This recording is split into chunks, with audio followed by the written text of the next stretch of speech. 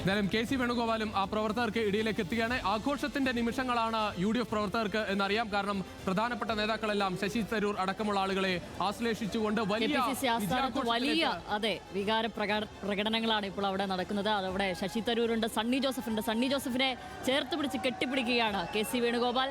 പ്രവർത്തകരും വലിയ ആവേശത്തിലാണ് അവിടെ. ദീപാദാസ് മുൻഷി അല്ലേ അവിടെ ഇരിക്കുന്നത്, വലിയ, കാരണം അവർ പ്രതീക്ഷിച്ച നിലയിലേക്ക്. അതായത് ടീം UDF എന്ന വാക്ക് ഒരുപക്ഷെ നമ്മൾ ഇതിനു മുൻപ് ഈ പ്രചാരണത്തിൽ അങ്ങനെ കേട്ട വാക്കല്ല. ടീം UDF എന്ന വാക്ക് VD സതീശൻ അത് പറയുമ്പോൾ കാണുന്നതിന്റെ ഇപ്പോൾ ഈ ദൃശ്യങ്ങളിൽ കാണാം. നമ്മൾ പലപ്പോഴും പല വിഷയങ്ങളിൽ മാറി മാറി നിന്ന് അഭിപ്രായം പറയുന്ന നേതാക്കളാണ് ഒന്നിച്ചുകൊണ്ട് ആ ആഘോഷത്തിലേക്ക് വരുന്നത്. വലിയ ആവേശത്തിലേക്ക് കാര്യങ്ങൾ പോകുന്നു. 98 seat UDF, 41 seat LDF, 1 seat NDA എന്ന നിലയിലേക്ക് ഈ സീറ്റ് നില ഇപ്പോൾ മാറിയിരിക്കുന്നു. വലിയ തരത്തിലുള്ള ആവേശം അത് UDFന് നൽകുകയാണ്. UDF നേതാക്കളെല്ലാം ആഘോഷത്തിലേക്ക് കടക്കുകയാണ്. കാരണം ഇനി ഈ നിലയിൽ നിന്ന് വലിയൊരു ഒരു തിരിച്ചുപോക്ക് ഇല്ല എന്ന കാര്യത്തിൽ അറിയാം. ഏറ്റവും വലിയ തിരിച്ചടി അത് LDFന് ഉണ്ടായ ഒരു നിലയാണ്. കാരണം ഇത്രയും വലിയ തിരിച്ചടി ഹർഷൻ കൂടി ചേരുകയാണ്. ഹർഷൻ, നമ്മൾ ഈ പ്രതീക്ഷിച്ചതുപോലെ ഒരുപക്ഷെ കോട്ടയുണ്ട് എന്ന് എല്ലാ കാലത്തും LDF പറയുന്ന ഘട്ടം അത് മണ്ഡല പുനർനിർണയത്തിന് ശേഷമാണ്. ഈ ട്രെൻഡ് വന്നാൽ പിന്നെ ഒരു കോട്ടയുമില്ല, പൊളിയാത്തൊരു കോട്ടയുമില്ല എന്ന് തെളിയിക്കുന്നതാണ് ഇപ്പോൾ ഈ കണ്ടുകൊണ്ടിരിക്കുന്നതല്ല. കാരണം സമയം എത്രയായി? കഴിഞ്ഞ 1.5 മണിക്കൂറായി പിണറായി വിജയൻ ധർമ്മടത്ത് പിന്നിലാണ്. അപ്പോൾ അതിനപ്പുറം വേറൊന്നും പറയാനില്ലല്ലോ. അതിലൊരു കാര്യം കൂടിയുണ്ട് കേട്ടോ.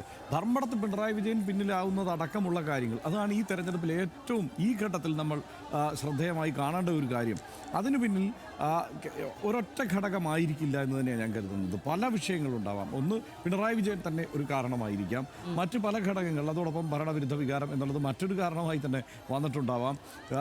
മൈനോറിറ്റി വോട്ടുകളുടെ കൺസോളിഡേഷൻ എന്നുള്ളത് വേറൊരു തരത്തിലുള്ള ഒരു കാരണമായിട്ടുണ്ടാവാം. പക്ഷേ അതിനെല്ലാം കേന്ദ്രീകൃതമായി ഒരുമിപ്പിച്ച് ഒരൊറ്റ വിഷയം എന്നുള്ളതിലേക്ക്, അതായത് ഭരണവിരുദ്ധ വികാരം എന്നതിലേക്ക് കൊണ്ടുവന്ന് എത്തിക്കുന്നു.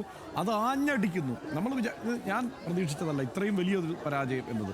ഞാൻ വിചാരിച്ചത് ഒപ്പത്തിനൊപ്പമുള്ള നേരിയ എഡ്ജ് UDFനുള്ള ഒരു ഫലമായിരിക്കും ഉണ്ടാവുക എന്നാണ്. അതൊന്നുമല്ല യഥാർത്ഥത്തിൽ സംഭവിച്ചിരിക്കുന്നത്. ഏതാണ് കൊടുങ്കാറ്റടിച്ചതുപോലെയാണ്. ഒന്ന്, താഴെത്തട്ടിൽ UDF പ്രവർത്തകരുടെ പ്രവർത്തനമൊക്കെ വളരെ ഊർജ്ജസ്വലമായിരുന്നു എന്നുള്ളത് വാസ്തവമാണ്. പക്ഷേ അവരുടെ പ്രവർത്തനത്തിനപ്പുറത്ത് നിശബ്ദമായ ഒരു തരംഗം ആഞ്ഞടിച്ചു. അതെവിടെയാണ്? അത് ഇടതുപക്ഷത്തിന് വോട്ട് ചെയ്യുന്ന ആളുകളുണ്ടല്ലോ, അതായത് ഇടതുപക്ഷത്തിന് വോട്ട് ചെയ്യും എന്നുറപ്പുള്ള ആളുകൾക്കിടയിൽ ആ തരംഗം ആഞ്ഞടിച്ചു. അതിൻ്റെ ഫലമാണ് ഈ കാണുന്നത്. ഇപ്പോൾ KPCC ആസ്ഥാനത്ത് പ്രതിപക്ഷ നേതാവ് VD സതീശനും എത്തുകയാണ്. ആ പ്രവർത്തകർക്ക് ഇടയിലേക്ക് VD സതീശൻ എത്തുന്നതിന്റെ ആവേശമാണ് നമ്മൾ കാണുന്നത്.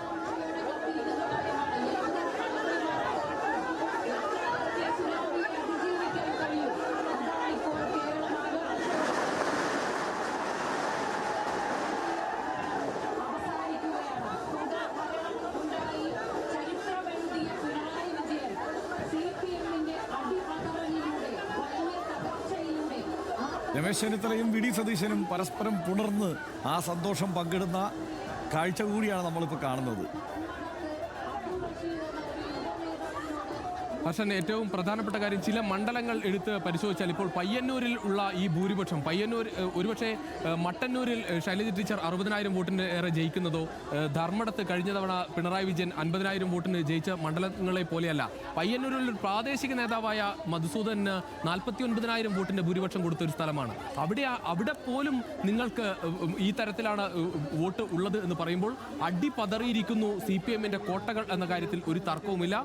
CPMന്റെ വോട്ടുകളാണ് ഈ ഒലിച്ചു പോകുന്നത് എന്ന കാര്യത്തിലും തർക്കമില്ല. ഇനിയും റൗണ്ടുകളുണ്ട്, ഇനിയും എണ്ണാൻ വോട്ടുകൾ ഉണ്ടാകാം. പക്ഷേ ഈ ട്രെൻഡ് നൽകുന്ന സൂചന അത് CPMന്റെ അടിത്തറയിൽ ഉള്ള വോട്ടുകൾ, CPMന്റെ പോക്കറ്റിലുള്ള വോട്ടുകൾ, CPMന് സ്ഥിരമായി ചെയ്തുകൊണ്ടിരിക്കുന്ന വോട്ടുകൾ, അതിൽ വ്യാപകമായ രീതിയിൽ കോഴിക്കോട് നോർത്തിൽ തോട്ടത്തിൽ രവീന്ദ്രൻ വെറും 355 വോട്ടുകൾക്ക് മാത്രമാണ് മുന്നിൽ എന്നുള്ളത് ഓർക്കണം. തോട്ടത്തിൽ രവീന്ദ്രൻ അങ്ങനെ നോക്കിയാൽ നമ്മൾ നോക്ക്, കോഴിക്കോട് ജില്ലയിൽ കോഴിക്കോട് നോർത്തും ബേപ്പൂരും മാത്രമാണ് LDF മുന്നിൽ നിൽക്കുന്നത്. ബാക്കി ഇങ്ങോട്ട് ഓരോ വടകര മുതൽ നോക്കിയാൽ വടകര, കുറ്റ്യാടി, നാദാപുരം, കൊയിലാണ്ടി, പേരാമ്പ്ര, ബാലുശ്ശേരി, എലത്തൂർ, കോഴിക്കോട് സൗത്ത്, കുന്നമംഗലം, കൊടുവള്ളി, തിരുവമ്പാടി, ഇത്രയും മണ്ഡലങ്ങൾ UDF മുന്നിലാണ് എന്നുള്ളതാണ്. അത്